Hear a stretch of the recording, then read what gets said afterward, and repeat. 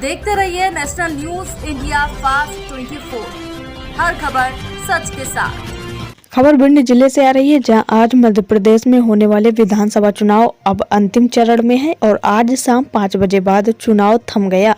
ऐसे में कांग्रेस के स्टार प्रचारक मध्य प्रदेश के पूर्व मुख्यमंत्री दिग्विजय सिंह और राजस्थान के उप मुख्यमंत्री सचिन पायलट हेलीकॉप्टर से 1 बजे अटेर विधानसभा के पिथनपुरा चौराहे पर पहुंचकर आम सभा को संबोधित किया। मंच से भाषण के दौरान पूर्व मुख्यमंत्री दिग्विजय सिंह ने भारतीय जनता पार्टी और शिवराज सिंह की लाडली बहना योजना पर हमला बोलते हुए कहा कि 18 वर्षों में बहना की याद नहीं आई, चुनाव से पहले ही उन्हें आखिर याद क्यों आई।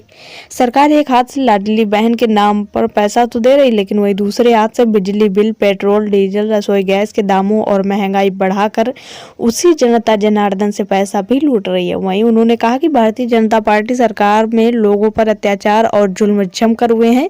वहीं पूर्व मुख्यमंत्री दिग्विजय सिंह ने अटेर विधानसभा से भारतीय जनता पार्टी के प्रत्याशी और सरकार में मंत्री रहे अरविंद भदौरिया पर विधायक खरीदने के दम भरने का आरोप लगाया। वहीं अपने भाई द्वारा दद्दा टैक्स के रूप में वसूली करवाने का भी आरोप लगाते हुए कहा कि हाथ के पंजे पर बटन दबाकर इन लोगों को ठीक करो। वहीं उन्होंने मंच से कहा कि कांग्रेस की हवा बह रही है, हर जगह बदलाव की लहर नजर आ रही है। तो वहीं उन्होंने कहा कि अटेर विधानसभा में जितने भी झूठे मुकदमे कायम किए गए हैं, हम उन सब को सरकार बनते ही वापस लिए जाएंगे। वहीं मंच से बोलते हुए राजस्थान के उप मुख्यमंत्री सचिन पायलट ने कहा कि कांग्रेस पार्टी जनता के मुद्दे की बात करती है और वह सड़क, बिजली, पानी, स्वास्थ्य आदि सुविधाओं पर काम करती है, जबकि भारतीय जनता पार्टी हिंदू, मुसलमान और मंदिर, मस्जिद, जाति बिरादरी जैसे मुद्दे के अलावा उनके पास कोई मुद्दा ही नहीं है। बिजली, पानी, सड़क, उद्योग, रोजगार, शिक्षा, चिकित्सा कोई मतलब है। उन्होंने कहा कि हेमंत कटारे को विधायक बनाकर भेजो, हम सब मिलकर अटेर का विकास करेंगे। वहीं कार्यक्रम के दौरान कांग्रेस प्रत्याशी हेमंत कटारे ने जनता जनार्दन को भगवान मानते हुए मंच से आरती उतारी और विजय का आशीर्वाद लिया। देखिए ये रिपोर्ट हमारे संवाददाता के साथ। आज इस अवसर पर मैं आपसे अनुरोध करना चाहता हूं कि हमने कर्जा माफ करने की प्रक्रिया कमलनाथ जी ने शुरू कर दी थी, वो रुक गई थी। 3 दिसंबर से वो प्रक्रिया फिर चालू हो जाएगी अगर आपने कांग्रेस पार्टी का साथ दिया। अब जब हार दिखने लगी तो शिवराज सिंह जी को बहनों की याद आई, लाडली बहना ले आई। अरे लाडली बहना 18 साल से तुमको क्यों याद नहीं आई?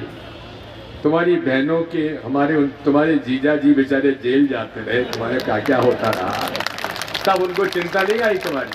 अब बहनों की बात आई। साथियों, अब समय पूरे प्रदेश में हवा बह रही है, आंधी आ रही है, और वो आंधी आ रही है काहे की?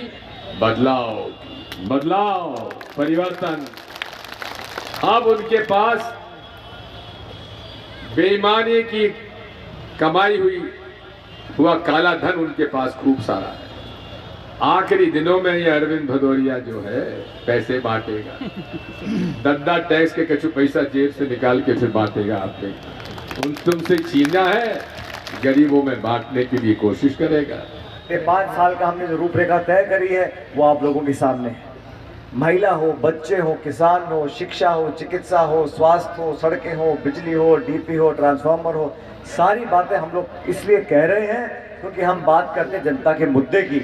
और बीजेपी से बात करो तो हिंदू और मुसलमान, मंदिर और मस्जिद और पूर्ण विराम, इसके आगे में कोई मतलब नहीं।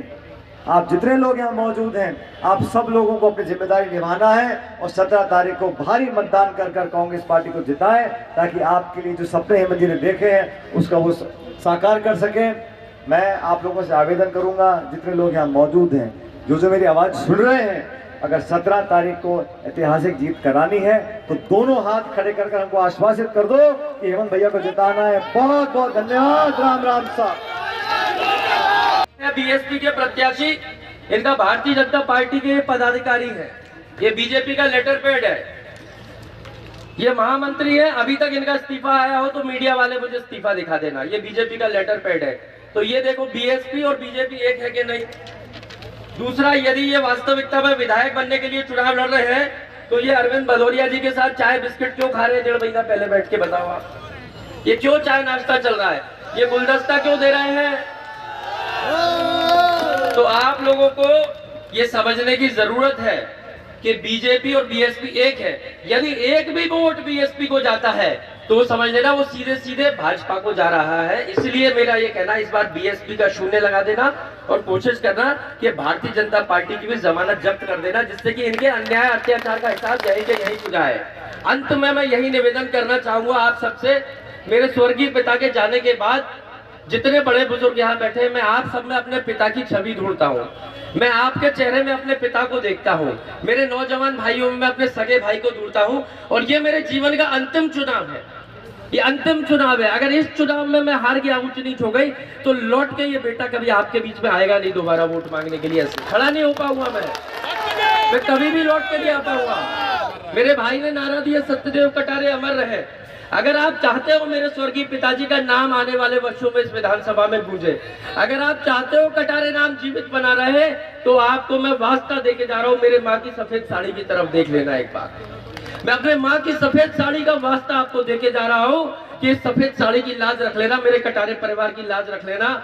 अगर मेरी माँ से भूल हो गई हो तो मैं आपको अपने पिता का वास्ता देके जा रहा हूँ। जब खत्म हुए थे आप उनका चेहरा याद कर लेना, आप फूल माला डालने आए थे उनको, एक बार उस चेहरे को याद कर लेना और याद करना उन्होंने 40 वर्ष कैसी आपके साथ सेवा करी। तो मैं हाथ जोड़ के, दोनों हाथ फैला के भीख मांग रहा हूँ आज आपसे, इस नाम को अंत होने से बचा लेना। मैं भीख मांग रहा हूँ अपनी जनता जनार्दन से, मैं गिड़गिड़ा के दोनों पैर फैलाकर आपसे, हाथ फैलाकर आपसे भीख मांग रहा हूँ कि इस नाम को खोने से बचा लेना, नहीं तो मेरी राजनीति का यही अंत हो जाएगा। आप सब मेरे को जीवित रखना, भरपूर आशीर्वाद देना और सिर्फ वोट मत देना। इस चुनाव में सिर्फ वोट मत देना, मेरे स्वर्गीय पिताजी को श्रद्धांजलि देकर ये महसूस करा देना कि उनके जाने के बाद भी आप पूरी ताकत से मेरे साथ हो। बहुत बहुत धन्यवाद।